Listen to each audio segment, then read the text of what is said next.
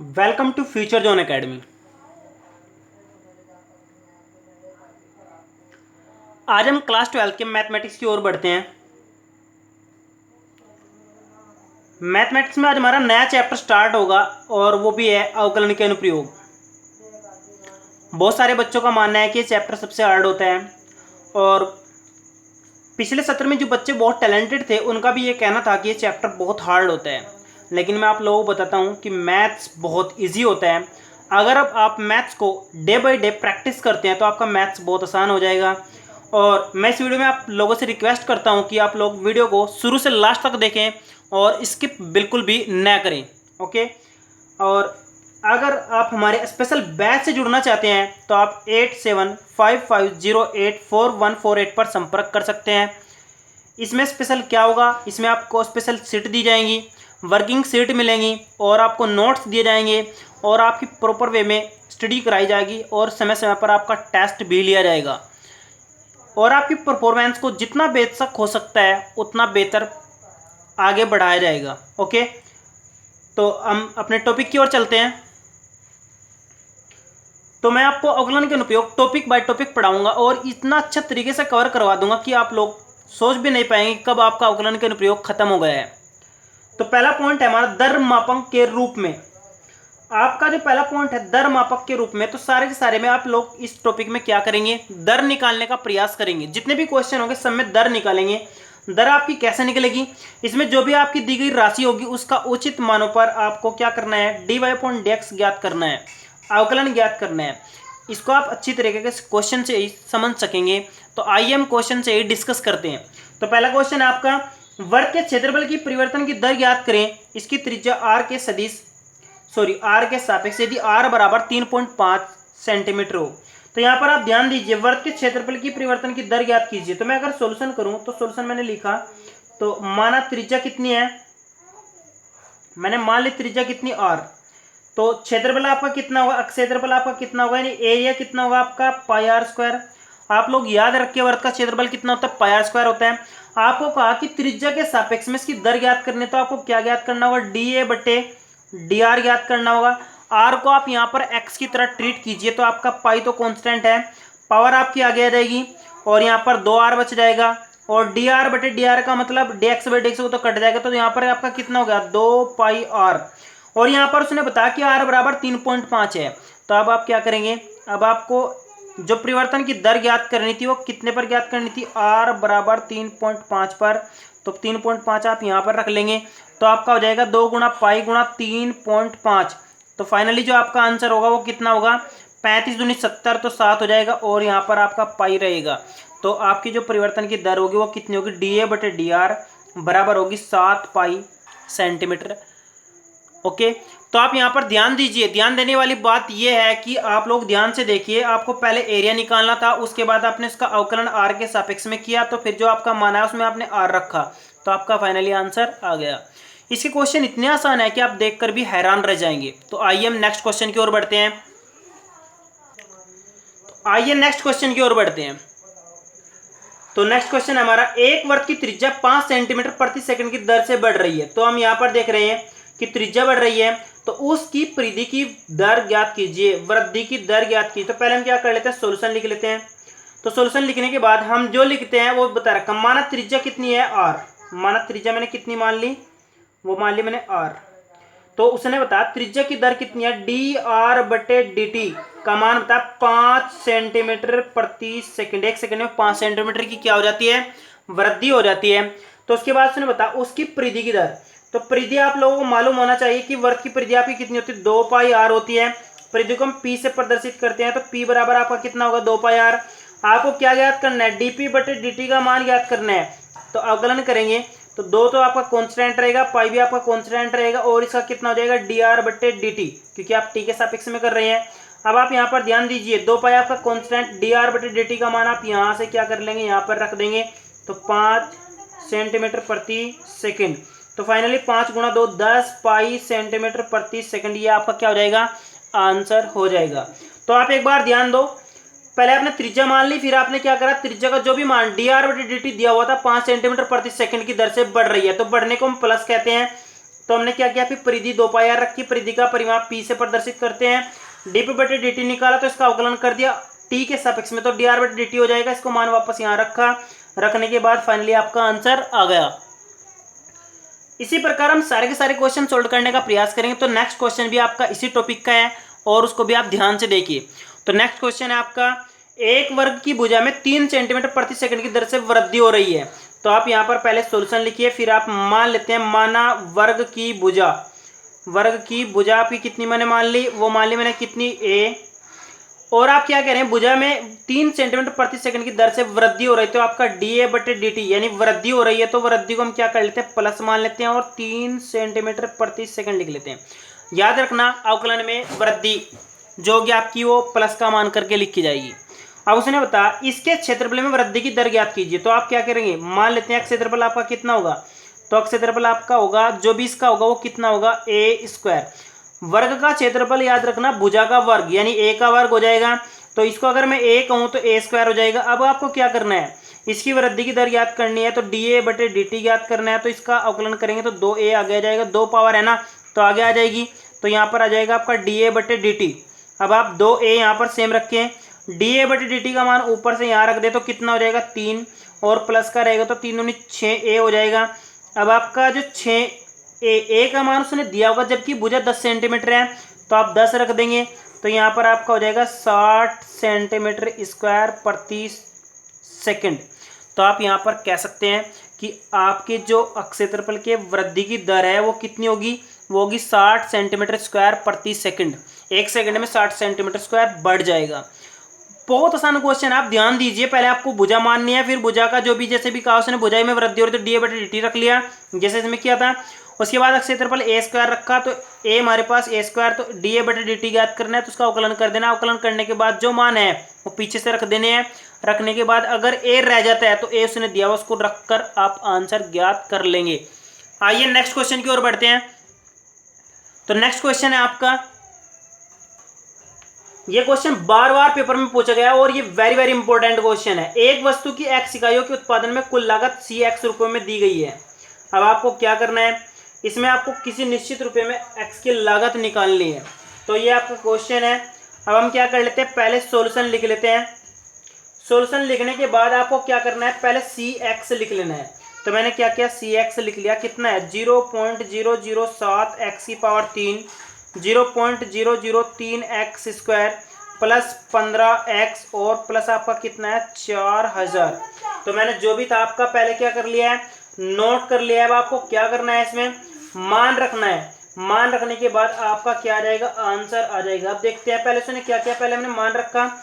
अब हम इसका पहले dcx बटे dt निकाल लेते हैं, या फिर हम है ना क्या करेंगे, dcx बट्टे क्या निकाल लेते हैं, x निकाल लेते हैं। पहले हम इसका क्या कर लेते हैं, अवकलन निकाल लेते हैं। अवकलन x के सापेक्ष में होगा तो क्या होगा 0.007, यहाँ पर हो जाएगा 3x स्क्वायर, और यहाँ पर 0.003 यहाँ पर हो जाएगा आपका 2x, और प्लस आपका हो जाएगा 15 और x आपका हट जाएगा। ये अभी तक हमने क्या किया, इसका अवकलन कर लिया। आपको क्वेश्चन में दिया गया, यहाँ पर नहीं लिखा गया, तो x बराबर 17 पर आपको उत्पादन इकाइयों में परिवर्तन निकालना है। क्या करना है, x बराबर 17 पर। तो आप क्या करेंगे, इसमें यहाँ पर आप क्या करेंगे, यहाँ पर आप x की जगह क्या रख देंगे, 17 रख देंगे। तो x बराबर 17 रख देंगे तो क्या होगा 0.007, ये आपका था 3 गुणा x की जगह आपने क्या रखा, 17 का स्क्वायर हो जाएगा। यहाँ पर 0.002 और यहाँ पर 2, x की जगह आपको क्या रख देना है, 17 रख देना, और प्लस यहाँ पर आपको 15 कर देना है। कुछ भी नहीं करना, पहले आपको उसका अवकलन करना है, और अवकलन करने के बाद x की जगह क्या रख देना है, 17 रख देना है। अब आपको कैलकुलेशन कर लेनी है। तो ये आपको कैलकुलेशन देखिए कितनी आसान हो जाएगी। तो यहाँ पर आपका हो जाएगा 0.007 और गुणा यहाँ पर 3 और 17 का वर्ग कितना होता है 259, और ये हो जाएगा 0.002 और 17 दुनिया आपका हो जाएगा 34, और प्लस हो जाएगा आपका 15। जब आप इसको कैलकुलेट करेंगे तो 7 के 21 कर लेंगे पहले, और यहाँ पर 0 पॉइंट सेम रह जाएगा, और यहाँ पर 259 हो जाएगा, और यहाँ पर इसकी भी कैलकुलेशन 34 दूनी कितना होगा आपका 68 हो जाएगा। तो ये मैंने 68 कर लिया, और प्लस मेरे 15। अब मुझे क्या करना है, इसकी कैलकुलेशन करने के लिए 21 से कर लेंगे। तो कैलकुलेशन करने के बाद 21 में 189 का 9 हो जाएगा, आपके कितने बचे 18 हासिल लग गए। 21 पंजे कितना होता है 105, 105 में 18 जोड़ोगे तो मैं यहाँ पर जोड़ लेता हूँ 8 5 13 का 3 का 1 और एक 2 और यहाँ पर 123, तो यहाँ पर आपका 3 आ जाएगा। और जब हम इसकी पूरी कैलकुलेट कर लेंगे तो कैलकुलेशन में पूरा कितना आ जाएगा इसका 6.069 लिख लिया मैंने, माइनस इसको मैंने शॉर्ट में कर लेता हूँ। तो आप जब इसकी कैलकुलेशन करेंगे तो आपका टोटल आंसर आ जाएगा कितना 20.967। ये आपकी टोटल कैलकुलेशन आ जाएगी। आप ध्यान से समझिए, आपको करना कुछ नहीं है, पहले इसका अवकलन करना है, अवकलन करने के बाद x की जगह 17 रखने देना है और फिर आप इसको कैलकुलेट कर लेंगे। कैलकुलेट करने के बाद आपका ये आंसर आ जाएगा। ओके, आप ध्यान से कैलकुलेट करिएगा तो आपका आंसर बिल्कुल करेक्ट ही आएगा। आइए नेक्स्ट क्वेश्चन देखते हैं। तो नेक्स्ट क्वेश्चन आपका यहाँ पर है, बिल्कुल इजी क्वेश्चन है, आप इसको इतने से ही प्लेस में कर लेंगे। एक घन का आयतन 9 सेंटीमीटर प्रति क्यूब की दर से बढ़ रहा है। तो आयतन है, तो आयतन घन का कितना होता है, भुजा की पावर 3। तो मैंने v बराबर a की पावर 3 कर लिया। चूंकि बढ़ रहा है तो dv बटे dt दिया हुआ है, तो कितना दिया हुआ है 9 सेंटीमीटर प्रति सेंटीमीटर सेकंड। एक सेकंड में 9 सेंटीमीटर घन बढ़ रहा है। इसके संपूर्ण पृष्ठ में वृद्धि की दर ज्ञात कीजिए। तो आपको एरिया ज्ञात करना है। तो यहाँ पर एरिया घन का कितना होता है 6a² होता है। तो आपको da बटे dt ज्ञात करना है। तो यहाँ पर 6 आपका सेम रहेगा और इसका कितना हो जाएगा 2a da बटे dt हो जाएगा, यानी कि 6 दूनी 12, 12a da बटे कितना dt हो जाएगा। आपको ये ज्ञात करना है, क्या ज्ञात करना है da बटे dt। ओके, अब आप एक बार यहाँ पर ध्यान दीजिए, आपका dv बटे dt दे हुआ है तो हम इसको निकालने का प्रयास करते हैं। जब आपका v बराबर a की पावर 3 है तो dv बटे dt आपका कितना होगा 3a² da बटे dt। लेकिन ये आपका किसके बराबर है 9 के बराबर। यहाँ से आप da बटे dt का मान निकाल लेंगे, कितना हो जाएगा da बटे dt का मान हो जाएगा 9 बटे 3a²। ये आपका जो a² है ये इसके बटे में पहुंच जाएगा। अब आप इसको 3 से 3 काटेंगे तो आपका हो जाएगा 3 बटे a²। ये जो आपका मान आया, इस मान को मैं कहाँ पर यूज करूंगा, इस मान को मैं यहाँ पर यूज कर लूंगा। तो इसे हम ये यूज करते हैं, तो मैं इसको यहाँ पर कर लेता हूँ, थोड़ी स्पेस ही बच रही है ना। तो हमें क्या करना है da बटे dt का मान याद करना है। वो आपका मान कितना था 12a। तो da बटे dt का मान मैंने यहाँ से रखा कितना था 9 बटे, यहाँ पर आपका 3 बटे a² है, सॉरी 3 बटे a², क्योंकि 9 बटे 3 था ना, 3 3 9, तो कितना बचा 3 बटे a²। तो एक a से एक a कट जाएगा और 12 आपका हो जाएगा कितना 36 बटे a। अब उसने कहा कि a बराबर 10 सेंटीमीटर पर निकालना, तो 36 बटे आप 10 रखेंगे तो आपका हो जाएगा 3.6। तो ये आपका सेंटीमीटर स्क्वायर प्रति सेकंड आपकी वृद्धि हो रही है। आप एक बार और ध्यान दीजिए, तो पहले आपको आयतन लिखना है v बराबर a की पावर 3, फिर आपका जो दिया हुआ है dv बटे dt 9 सेंटीमीटर प्रति सेकंड की दर से बढ़ रहा है, तो मैंने ये लिख लिया, प्लस का लिखता है यहाँ पर। तो a बराबर जो होता है घन का जो एरिया होता है वो 6² होता है। फिर मैंने इसका अवकलन कर लिया तो 6 कॉन्स्टेंट रहेगा, इसका 2a da बटे dt हो जाएगा। तो इसका मान हमको क्या करना है ज्ञात करना है। अब हम इसी पर वापस चलते हैं। तो ये आपका v बराबर a की पावर 3 था, तो जब इसका अवकलन करेंगे तो कितना हो जाएगा 3a² da बटे dt। अब ये मान से आप है ना बराबर 9 था, तो यहाँ पर से आपका da बटे dt निकला। इसको निकालने के बाद आपको वापस इसमें रखना है, रखने के बाद आपको a का मान रख देना है। आपका क्वेश्चन बहुत आसान है, आप ध्यान से देखिए, आप इसको आसानी से कर लेंगे। आइए नेक्स्ट क्वेश्चन की ओर बढ़ते हैं। तो नेक्स्ट क्वेश्चन है आपका एनसीईआरटी बेस्ड क्वेश्चन है, वेरी वेरी इंपॉर्टेंट क्वेश्चन है। ये भी आपका पेपर में बहुत बार आ चुका है। एक गुब्बारा जो सदैव गोलाकार रहता है का परिवर्तनशील व्यास 2x + 1/2 है। तो यहाँ पर आप पहले आंसर लिख लेते हैं, तो मैं पहले ही व्यास लिख लेता हूँ। व्यास आपका कितना दिया हुआ है, वो दिया है आपका 2x + 1/2। तो अगर मैं यहाँ से व्यास देने के बाद अगर मैं इसकी त्रिज्या ज्ञात करूँ तो त्रिज्या आपकी यहाँ पर सीधी सी बात है कि यहाँ पर 2x + 1 इसके बट्टे में 4 हो जाएगा, क्या होगा इसका आधा हो जाएगा, तो कितना हो जाएगा 4। अब हम आयतन ज्ञात करने का प्रयास करते हैं। तो आयतन कितना होता है 4/3, यहाँ पर पाई, यहाँ पर होता है भुजा सॉरी त्रिज्या का घन r की पावर 3, r की पावर 3 होता है, फॉर्मूला है।